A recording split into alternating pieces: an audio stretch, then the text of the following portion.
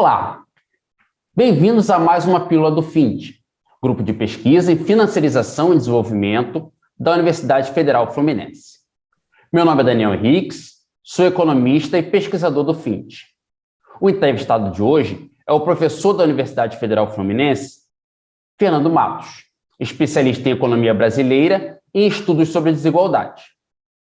Falaremos sobre o livro A Economia Brasileira, de Getúlio a Dilma, Novas Interpretações, lançado este ano pela editora UCITEC, que conta com as contribuições de importantes pesquisadores da área e tem a organização do Fernando, juntamente ao Vitor Leonardo Araújo, também professor da UF. Seja bem-vindo, Fernando. Obrigado pela sua presença. Tudo bem, Daniel? Estou feliz de estar aqui, é um prazer. Um livro de história econômica busca não apenas contar o enredo dos acontecimentos que envolvem fenômenos econômicos, mas também objetiva relacioná-los às teorias conhecidas. Nesse âmbito, a ciência busca alinhar um fio de causalidade entre fatos e modelos. A simplificação desse processo, contudo, arrisca naturalizar em relações estanques aquilo que, na realidade, representa a complexidade de eventos sociais. Convencionou-se, assim, denominar livros muito utilizados em cursos de economia por manuais, como se vivenciássemos uma eterna receita de bolo. Professor, o subtítulo do livro, Novas Interpretações, me parece sugestivo nesse sentido. O que podemos esperar dele? Daniel, em primeiro lugar, muito obrigado pelo convite, né? Fico muito feliz de estar aqui, um público seleto, além de você, outras pessoas com quem eu tenho amizade, a professora Carmen e toda a galera aí do grupo aí de vocês sobre financiarização. E, enfim, o meu livro, você fala do subtítulo, que é importante, Novas Interpretações, e é o livro Economia Brasileira de Getúlio a Dilma, né? Então, ele fala, na verdade, ele descreve no livro todos os mandatos presidenciais, né? Cada capítulo representa um mandato de cada um dos presidentes a partir do primeiro Getúlio Vargas, né? E é um livro analítico, né? Antes de tudo, é um livro didático, mas, além do mais, também é um livro analítico e um livro autoral. Eu vou explicar por quê, né? Um livro didático porque ele tem a pretensão, que é o mínimo que se espera, né, de descrever as medidas de política econômica e contar a história da política econômica desde o início da década de 30, não é? Desde 1930, para ser mais exato. Então, ele tem esse componente didático, que é importante, livro para os alunos de economia, né? Aliás, está na prova, na bibliografia da ANPEC, a partir do ano que vem, desse ano já de 2021, né? E isso nos deixou muito felizes, né? Mas não é um livro apenas didático e apenas descritivo, portanto. É um livro que eu poderia chamar que ele faz a economia política da política econômica desde os anos 30. Né? Ou seja, ele procura analisar de uma maneira com abordagens, vamos dizer assim, estruturalistas, né? Ao conjunto de elementos que fizeram, consolidaram e deram substrato às decisões de política econômica tomadas desde 1930 até o final do governo Dilma, certo? Quer dizer, é um livro autoral, porque cada capítulo, como eu disse, que se refere a um mandato, mas é escrito por diferentes autores, que o professor Vitor e eu convidamos, né? E quando o professor Vitor teve essa ideia, a ideia foi dele, né, na verdade. Era uma ideia, enfim, que muita gente tinha, mas ele que resolveu botar de pé, né? Então, o mérito do Vitor é gigante nesse ponto, né?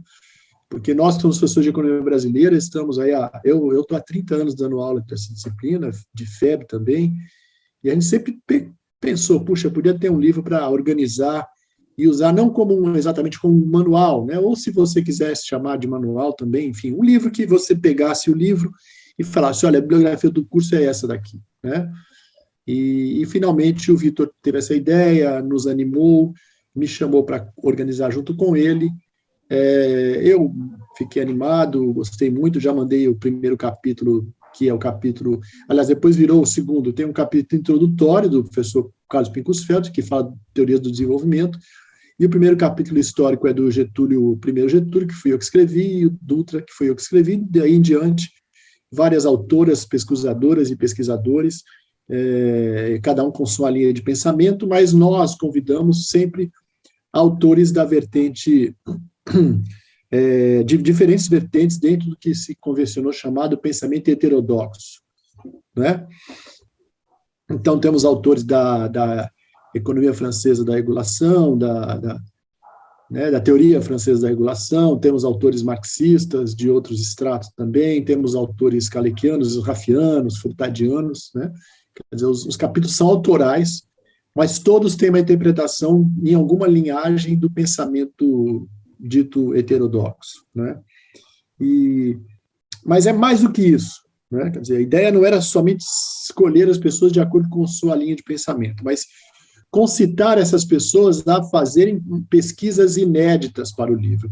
Portanto, aí eu chego na sua indagação, né? Novas interpretações por isso, porque nós procuramos em cada um dos capítulos, isso está presente. São pesquisas, muitas vezes até primárias, não é? E são avaliações teóricas que muitas vezes não foram usadas pelos manuais que já existem, ou que mesmo nós, pesquisadores mais à esquerda, vamos dizer assim, ou heterodoxos, usamos para interpretar momentos mais recentes, mas o livro, muitas vezes, teorias mais discutidas recentemente, não é? Como, por exemplo, a teoria monetária a moderna teoria monetária, né, a Modern Monetary Theory, que o Carlos Pinkusfeld usou para explicar a inflação do período JK. Nunca ninguém fez isso, né? Tá certo? E outros capítulos todos, nós temos realmente pesquisas que cada um de nós, pesquisadores e pesquisadores, fizemos, num esforço organizado, cada um no seu capítulo, evidentemente, fizemos esse esforço para apresentar ao público, principalmente para os nossos alunos, né, de graduação e pós-graduação, e pelo tamanho que o livro está tomando, os alunos de todas as universidades importantes do Brasil, ou pelo menos a maioria delas, não é? Com pesquisas inéditas, né, com abordagens inéditas, com abordagens que levam e convidam os leitores a pensar, a raciocinar, não é? E sempre olhando o quê? Não só a descrição da política econômica, mas também a natureza dos aspectos históricos, dos aspectos políticos, geopolíticos, né, de toda essa trajetória que nós poderíamos talvez dividir em duas partes, talvez, se fosse o caso também, né? O livro do período de 1930 a 1980, que foi o período do desenvolvimentismo, né? E depois, infelizmente, a partir de meados dos anos 80, e principalmente dos anos 90, que foi a desindustrialização e esse cenário todo que nós estamos enfrentando e que desagou nesse momento que nós estamos vivendo, né?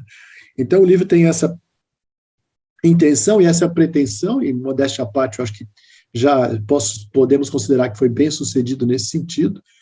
O livro tem ele tem essa intenção de apresentar para o público acadêmico, não é?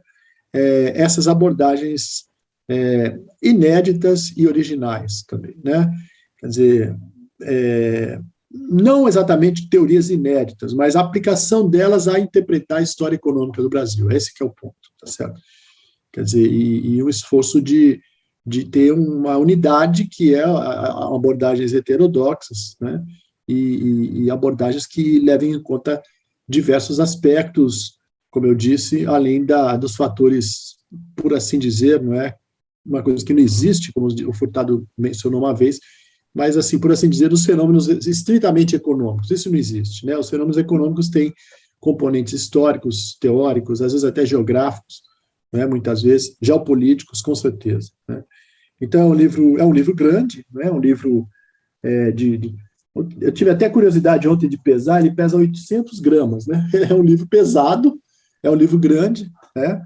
É um livro que requer uma leitura atenta, né, dos seus leitores, das suas leitoras, e a gente, enfim, está fazendo a divulgação em vários locais e estamos felizes aí com a repercussão da obra e com as possibilidades que ela abre, notadamente nesse momento que nós estamos vivendo, né, que é um momento, né, Daniel, eu suponho que você concorde comigo, é um momento que a gente tem que ter esperança, né, tem que ter também batalhar no sentido de buscar caminhos para o nosso país, oferecer opções, né, o livro é um livro de história que olha para trás, mas a partir de uma leitura crítica dele, as pessoas poderão debater também, como, aliás, já temos feito em outras lives, debater o que se espera para o ano que vem já e para o futuro do país, porque nós temos que sair dessa fase terrível, dessa quadra terrível da nossa história que estamos vivendo nesses últimos 3 ou 4 anos, né? E só para terminar, Daniel, o livro tem sido muito discutido também nas faculdades e nos cursos de História e de Ciência Política e de Sociologia, não é? Justamente porque ele tem essa característica, não é? De acrescentar aspectos outros, além da chamada, por assim dizer, ciência econômica, né? Então, é um livro que também serve muito de apoio para a literatura, a bibliografia, melhor dizendo, dos outros cursos das áreas de humanidades. Fernando, muito obrigado pela atenção e pela disponibilidade. Convido a todos à leitura de A Economia Brasileira, de Editora Dilma, Novas Interpretações, que está disponível na loja virtual da editora UCTEC e nas demais livrarias. Não deixem também de conhecer o FIND, visitando o nosso site e as nossas redes sociais. Assistam também às nossas pílulas e reuniões em nosso canal do YouTube. Obrigado a todos e um grande abraço. Grande abraço, Fernando. Valeu, Daniel. Muito obrigado pela oportunidade. É uma alegria ter participado de um grupo aí com os colegas da minha universidade, né? Isso é fundamental. E obrigado mesmo pela oportunidade de divulgar meu trabalho e do Vitor e dos colegas todos do livro.